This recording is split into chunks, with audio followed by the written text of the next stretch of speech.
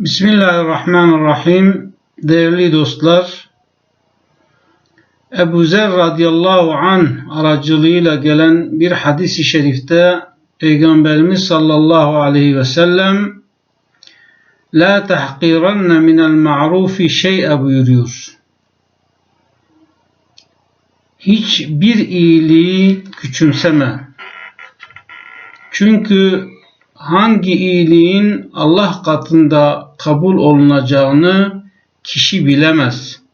Allah'ın hangi amelimizden hoşnut olacağını bilemeyiz. Peygamberimiz Aleyhisselam başka bir rivayette ise Beni İsrail oğullarından, yani kendisinden önceki bir zamanda bir adam aşırı derecede susar ve çok geçmeden bir kuyu bulur. Kuyuya iner ve susuzluğunu giderir. Kuyudan çıkınca bir köpeğin susuzluğunu gidermek için toprağı yaladığını görür. Ve bu köpek de benim gibi susamış diye düşünerek kuyuya iner ve kuyudan papuçunun içerisini suyla doldurur ve köpeği sular.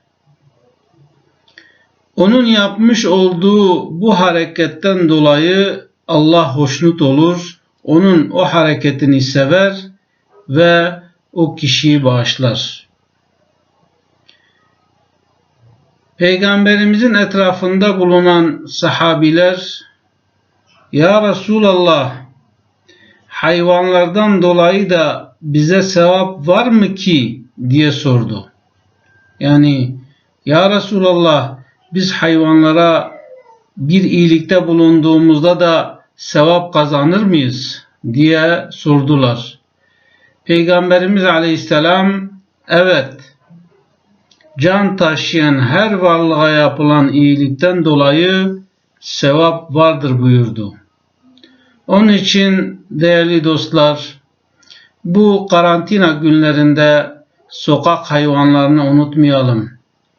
Onların da bir can olduğunu aklımızdan çıkarmayalım ve bu zor günlerde o sokak hayvanlarına yardım ederek, onları doyurarak belki Yüce Mevla'nın takdirini kazanır ve bir an önce bu musibetten kurtuluruz. Onun için etrafımızdaki kedi olsun, köpek olsun, farklı sokak hayvanlarına merhamet etmeyi unutmayalım. Çünkü Ramazan ayına girmek üzereyiz.